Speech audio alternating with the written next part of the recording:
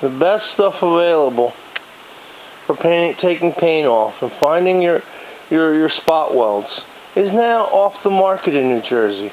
Thank you to the morons in government. On the left side, you see that I've drilled out the spot welds with the Blair spot weld cutter. The point of doing it with the Blair spot weld cutter is to not go through both pieces. Only go through the top layer, because I'm going to use the top layer as my guide to put it on the new floor. Basically making a template for the spot welds.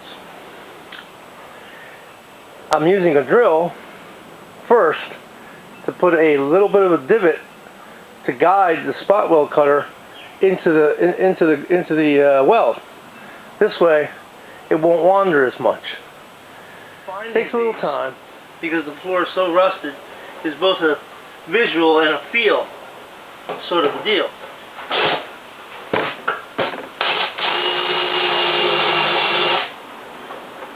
Putting just a little bit of a divot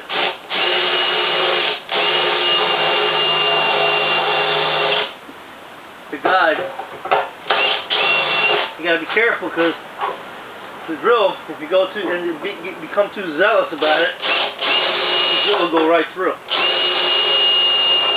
You can definitely feel the spot welds, because spot welds feel like an indentation because it's deformed from the welding process, the heat process of welding.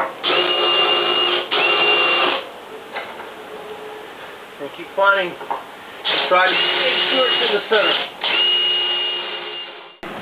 Went too far on this one with the spot weld cutter. Went too far on that one right there with the drill. But it's no matter. The welder will repair everything. As long as you can add metal. The art of using a Blair spot weld cutter with a little bit of its own lubrication is you either have to be an animal at it and go full bore and at high speed, but then you wear out all the bits really quick. Put it on a slow speed, 500, 600 RPM, and I already have these little dimples drilled into the holes for my guide. And what you do is you let the machine, you let the cutter do the work. Once the cutter has already built in a sort of a trough in there with its cutter, now you can put more pressure in it, and you still need to be careful because you can go right through both panels. And you get the top layer, and then you can split it, and you can remove the bracket that's underneath here that holds the gas tank, which is a separate piece from the trunk that you would have to buy. These are still in pretty good shape. I'm going to sandblast them, rust treat them, and transfer them over to the new floor. Now comes the time to gingerly remove the trunk floor from the tank strap.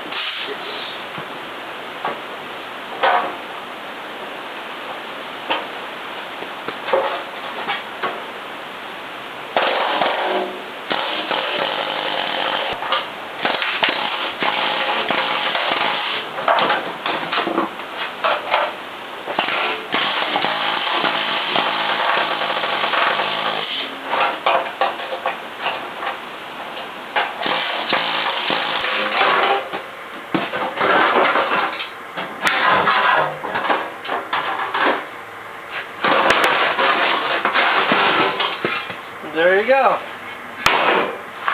You gotta clean this up and sandblast these inside and out. Now rust treat them. Now of course on the weld parts, the parts that are going to be welded, I'll use copper weld through to stave off rust. This can be used now as a pattern. I'll straighten out anything that bends and I'll put it on the other trunk floor and use these as the holes I'm going to need to put these on. They'll probably almost line exactly up with all of these after they've been grounded and cleaned up. The opposite side is going to be done exactly the same way. And you'll need to straighten it out the flanges a little bit. No big deal. Nothing an I-beam and a hammer can't help out. Now taking a contrasting color Sharpie, I can use the old piece of the trunk floor as a guide for my plug welds.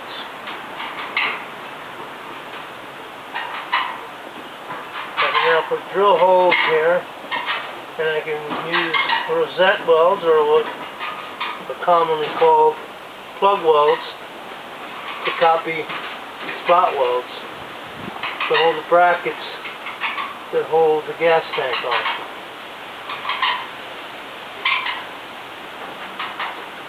If I didn't have this, I would have had to do it a different way, but since I already have it, and it's there, and it mimics the factory, why not?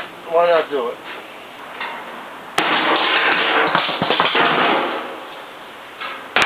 There you go.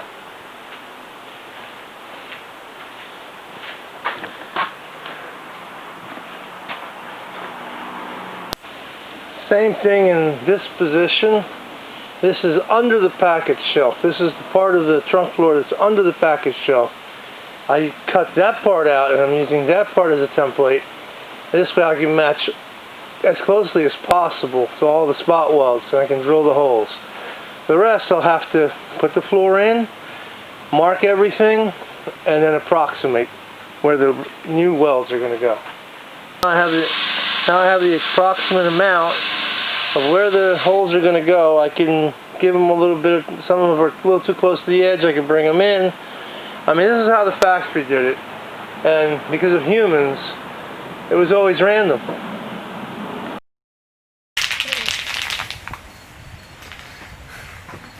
I'm going to use some internal frame coat from Eastwood. I'm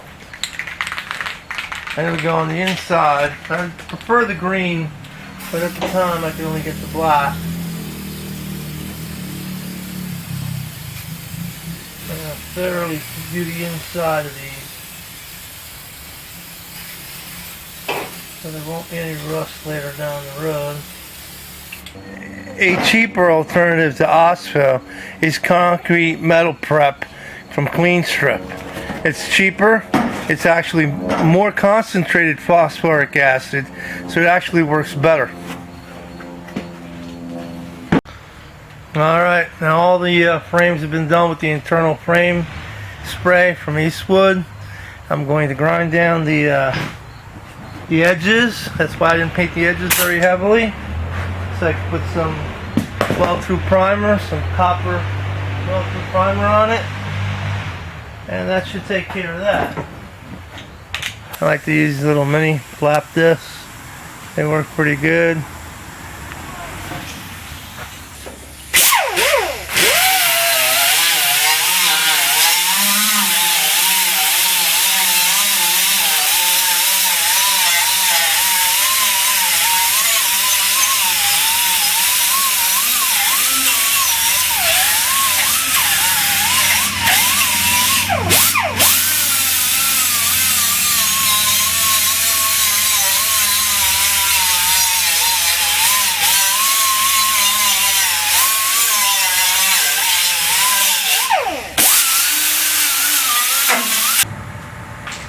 And everywhere where there's going to be a spot weld, which is going to be a rosette,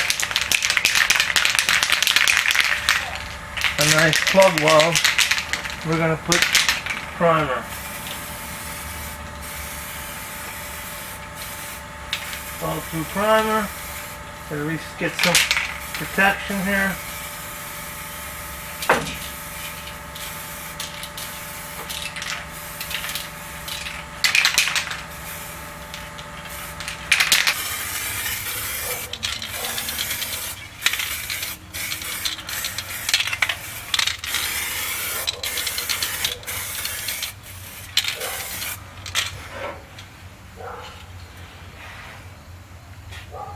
Now I have all the rails treated, and they have rust preventive inside and out. The copper weld through on all of it.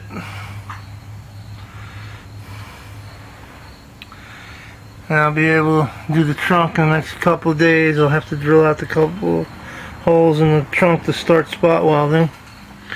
I'll be able to at least get this on to the 71. In an earlier part, I had these marked out with some silver Sharpie.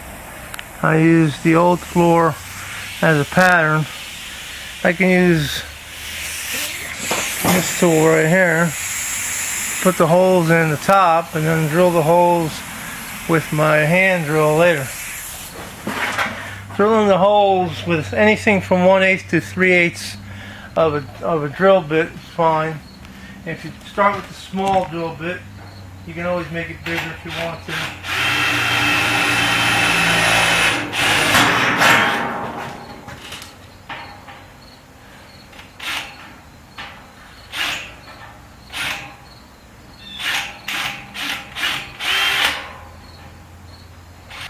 Always a bit unnerving putting holes in a brand new panel that costs $400.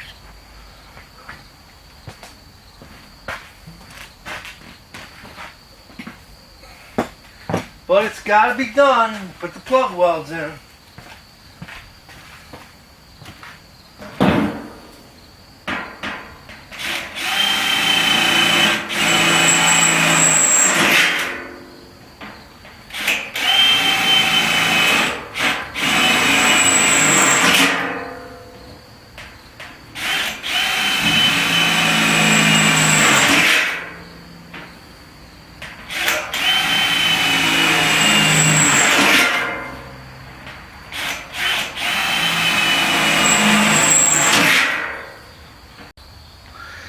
Okay, so now I'm going to grind where every little hole is at, so I could put some copper weld-through primer on it. This way I don't have to waste that much copper weld-through primer by doing the whole thing, but each hole gets a actual bit amount of copper weld-through.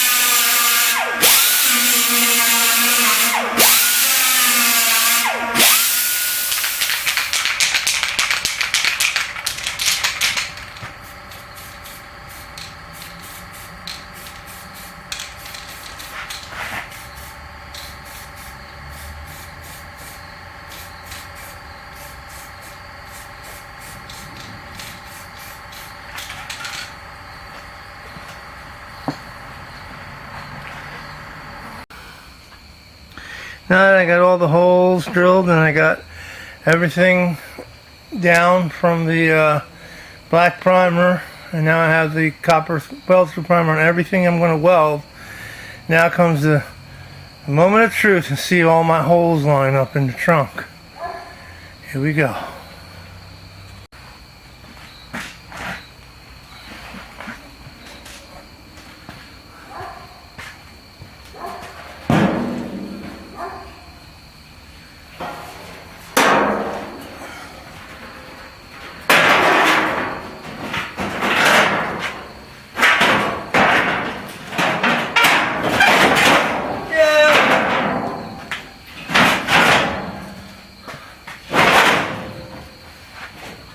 Look at that! It actually worked! As you can see, the other copper that's put on the frame rails is popping through the holes, which means everything lines up nicely. Some sheet metal screws to hold them down, and I'll weld it together. That's gonna have to go another day because I'm done for now. This is enough for one day. But that looks just nice. These holes are still going to have to be drilled out. They're for the brackets that hold the gas tank down. I'll do them later after I get them in position. But every hole seems right on the money. That is a beautiful thing.